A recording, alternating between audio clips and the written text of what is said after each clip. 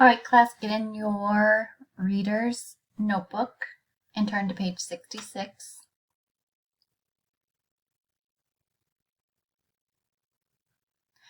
All right, so you're going to see 4 sentences. The first 2 sentences, you'll notice there are things missing or incorrect about them that we need to fix. So we are going to write them correctly on lines 3 and 4.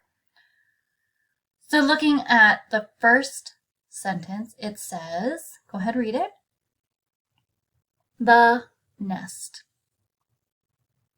And there's something wrong with that, isn't there? Yeah, look at it. What's wrong? Now, is the nest a complete sentence? Look at the picture of the nest. What could we say about that nest? Let's put the nest, and we know at the beginning of a sentence it needs to have a capital, right? So we'll go ahead and write the, and put a space, and write nest.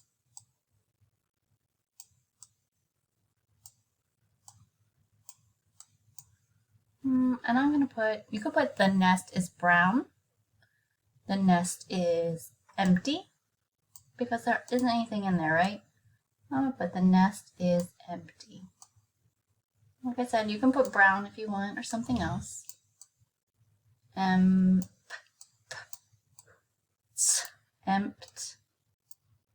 E, and I know sometimes Y says E. And what am I going to put at the end? A period. Good. So we went from a frown to happy. Check. All right, let's go to the next one.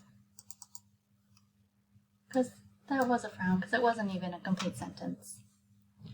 We love birthday cake. Is that a complete sentence?